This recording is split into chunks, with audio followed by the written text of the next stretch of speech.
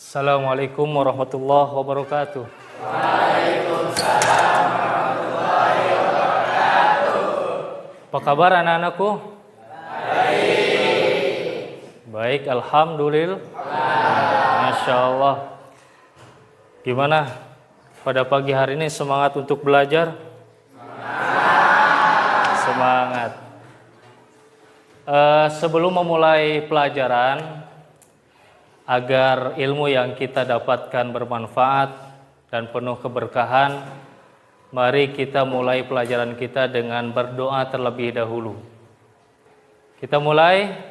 Bismillahirrahmanirrahim. Rabbi zidni ilma warzuqni fahman rahmatika ya arhamar rahimin. Amin. Masya Allah. Baik, sebelum kita belajar, Bapak absen dulu ya. Kehadiran kalian ada yang gak hadir gak? Fauzan Abdul Majid, Rasha Al-Baihaqi, Muhammad Valentino Jaya Permana. Sakit? Semoga Allah lekas menyembuhkannya ya. Syafahullah. Muhammad Abdurrahman Al-Aufi, Muhammad Nuh Abdul Manaf, Muhammad Rafif Zaidan, Muhammad Raisha Alfinadita, Muhammad Razfi Al-Faid, Muhammad Wildan, Raihan Dejan Ardani, Raihan Maulana Ibrahim, Sabara Zafara, Muhammad Al-Tabian. Baik, kita doakan tadi yang sakit, semoga Allah segera menyembuhkannya. Amin ya rabbal alamin. Baik anak-anak, ada yang masih ingat gak? Di pertemuan yang lalu kita mempelajari apa? Hah? Tentang beriman kepada kitab ya. Baik, sekarang kita mulai. Pelajaran yang selanjutnya adalah mengagungkan Allah dengan tunduk pada perintahnya. Nah, ada pantun nih ya. Ada pantun supaya bersemangat belajarnya. Membuat baju bermotif batik, sambil duduk berkacamata. Janganlah kamu berbuat syirik, tetap sujud pada Allah semata. Masya Allah. Baik, yang pertama kita akan pelajari pada pagi hari ini, yaitu tentang sujud sahwi. Sekarang siapa yang tahu apa itu sujud sahwi? Ayo, jangan takut salah. Ayo, Sabara. Sujud sahwi kalau misalnya salah sholat atau lupa rakaatnya. Iya, Masya Allah, mumtaz. Jadi nanti ketika kita sudah mempelajari tentang sujud sahwi ya, kalian ini dapat menjelaskan pengertian sujud sahwi dan dalilnya ya. Kemudian yang kedua, diharapkan nanti kalian itu dapat menjelaskan ketentuan sujud sahwi. Dan yang ketiga, ini kalian diharapkan dapat menjelaskan tata cara sujud sahwi ya.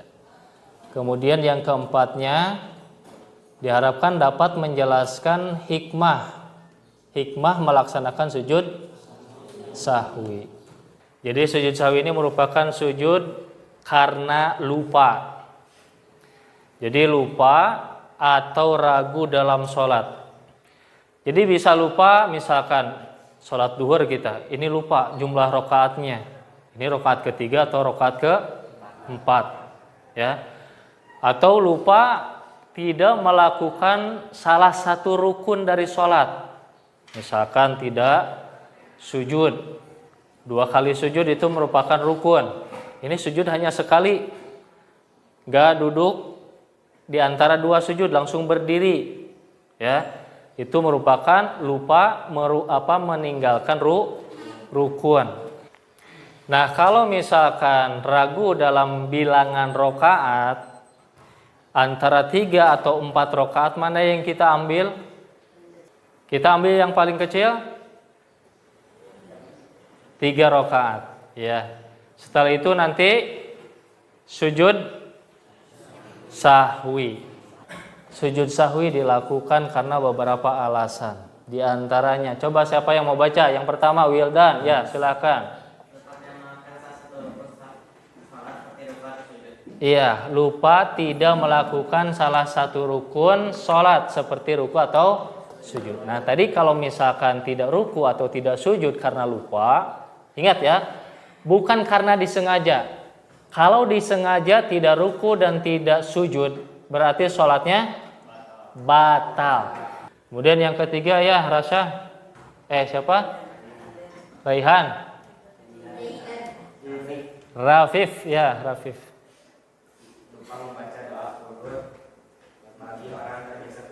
Ya, jadi memang mayoritas di Indonesia ya melakukan kunut ketika sholat subuh. Ada juga kunut setiap waktu sholat. Kemudian yang keempat, ya Faiz, silakan Faiz. Ya, lupa kekurangan atau kelebihan jumlah rakaat. Ya. Jadi setelah sujud kedua kali, bangkit, duduk, dan diakhiri dengan salam. Ya. Sampai di sini ada yang mau ditanyakan? Sekarang Bapak akan bagikan lembar kerja peserta didik, ya, yang dimana lembar kerja ini dilakukan secara kelompok. Ini 1, 2, 3, 4 sudah. Jadi coba rubah posisi duduknya, ini ke belakang, yang depan ke belakang. Rubah posisi duduknya.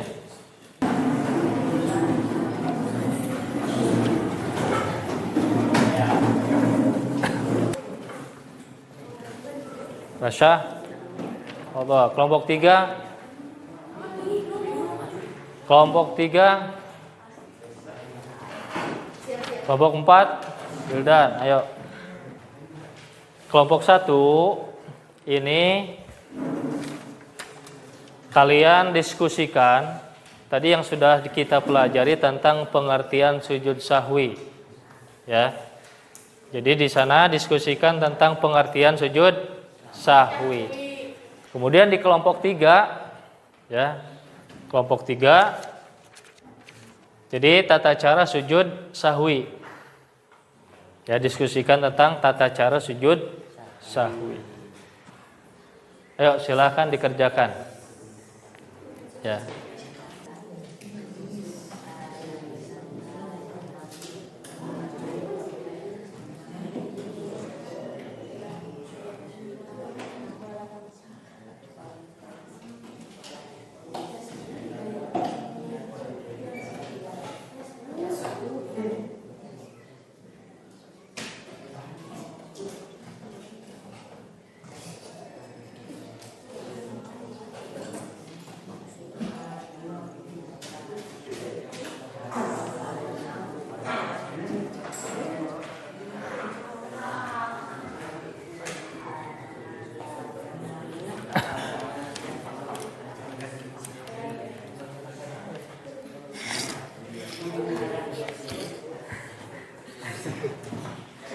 Belakang dulu.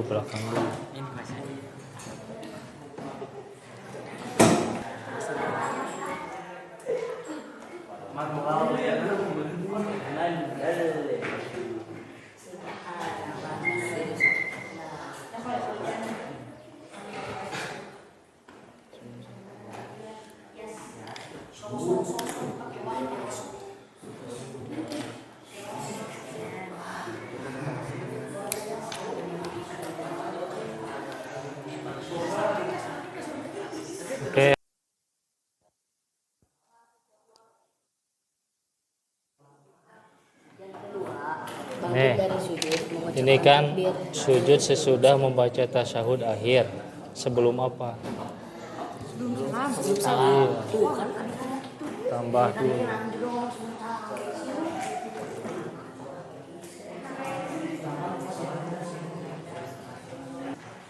Oke, udah selesai nih. Ayo, maju. Kelompok 1 maju untuk mempresentasikan dan yang lain perhatikan. Nanti tolong tanggapi ya. Assalamualaikum warahmatullahi wabarakatuh. Waalaikumsalam warahmatullahi wabarakatuh. Kami dari kelompok 1 ingin mempresentasikan pengertian sujud sahwi. Pengertian sujud sahwi. Sujud sahwi dilakukan ketika lupa atau ragu dalam salat, dan sujud sahwi dilakukan 2 kali sebelum salam. Apabila seorang ragu mengenai jumlah rakaat yang dikerjakannya, dia harus mendasarkan pada keyakinannya, yaitu jumlah paling sedikit, dan melakukan sujud sahwi. Sujud sahwi hukumnya sunnah dan dilakukan sebelum salam. Syukran, barakallahu fikum. Assalamualaikum warahmatullahi wabarakatuh. Salam. Bentar. Ada yang mau menanggapi apa yang disampaikannya? Udah masukan? Ayo. Hah? Sudah jelas? Yang lain gimana? Terima kasih kelompok 1. Oke, sudah ya? Gak ada yang mau ditanyakan ini? Gak ada. Oke, terima kasih kelompok 1. Silakan kembali ke tempat duduknya. Assalamualaikum warahmatullahi wabarakatuh. Kami dari kelompok 2 ingin membacakan ketentuan sujud sahwi. Ketentuan sujud sahwi yang pertama adalah lupa atau ragu dalam sholat. Yang kedua, lupa jumlah rakaat dalam sholat. Yang ketiga, lupa membaca kunut bagi yang terbiasa membaca kunut. Yang keempat, lupa melakukan tasyahud awal. Yang kelima, lupa melaksanakan rukun sholat, yaitu sujud atau ruku. Sekian dari kami. Assalamualaikum warahmatullahi wabarakatuh.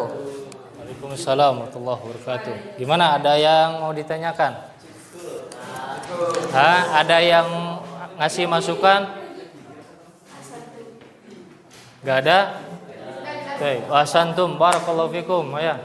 Silakan masuk ke tempat duduk lagi. Assalamualaikum warahmatullahi wabarakatuh. Berdirinya kami di sini dari kelompok 3 ingin menyampaikan tentang tata cara sujud sahwi. Yang pertama, sujud sesudah membaca tasyahud akhir sebelum salam dan membaca doa. Subhana man la yanamu wa la yashu. Nah, sekarang coba praktekan semuanya. Jadi sujud 2 kali ya sambil membaca doa. Iya, silakan yang mau jadi imam atau tanpa imam pun gak apa-apa. Sudah jangan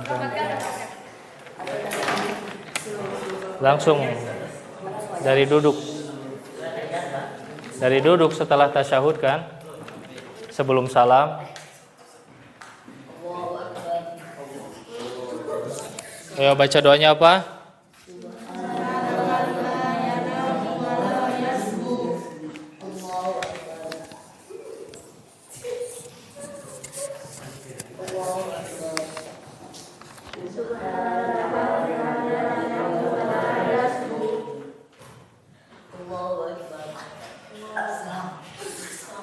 Assalamualaikum warahmatullahi wabarakatuh.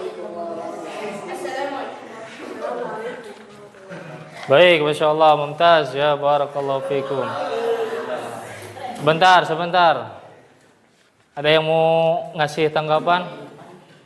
Mau memberikan tanggapan, komentar? Apa yang sudah sampaikan? Bagus, keren, Masya Allah. Baik, silakan untuk kembali lagi ke tempat duduknya.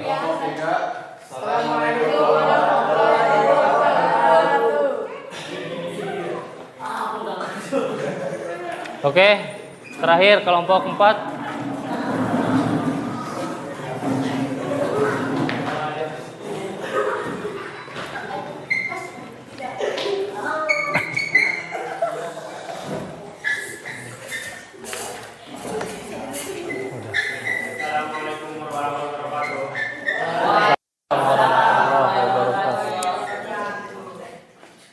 Di sini kami dari kelompok 4 akan menyampaikan hikmah sujud sahwi.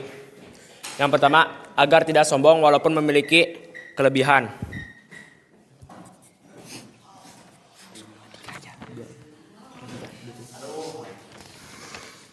Yang kedua, manusia tempatnya salah dan dosa. Dan yang ketiga, agar dapat menghindari keraguan.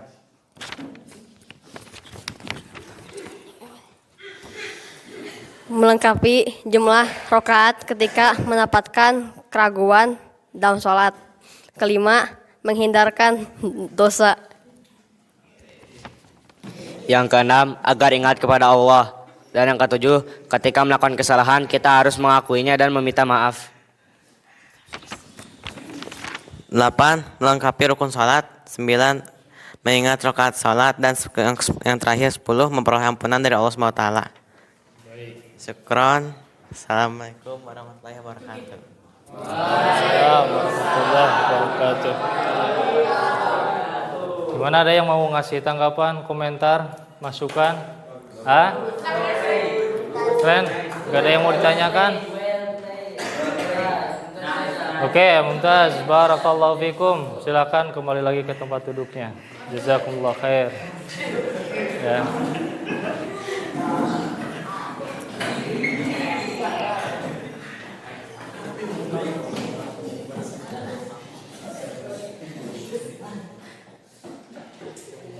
Baik anak-anak, jadi itulah yang kita pelajari tentang sujud sahwi, ya. Tadi apa? Kita mengetahui apa itu pengertian dari sujud sahwi. Kemudian yang kedua, kita memahami tentang ketentuan sujud sahwi. Kemudian yang ketiganya, tata cara sujud sahwi. Yang keempat, mengetahui hikmah sujud sahwi. Ya, ada yang mau ditanyakan? Jadi tadi sujud sahwi pengertiannya apa? Sujud sahwi dilakukan ketika lupa atau ragu dalam sholat. Iya. Yang kedua, ketentuan sujud sahwi? Ragu atau lupa dalam sholat. Yang ketiga, tata caranya bagaimana? Sujud sesudah membaca tasyahud akhir sebelum salam. Iya. Yang keempat, hikmahnya? Agar tidak sombong walaupun memiliki kelebihan. Terus? Dan manusia tempatnya salah dan dosa. Nah itu, manusia tempatnya salah dan dosa. Ketika berbuat salah, mengakuinya dan meminta maaf. Baik. Jadi ingat apa yang kita lakukan dalam syariat mengagungkan Allah Subhanahu wa taala, di antaranya sujud sahwi.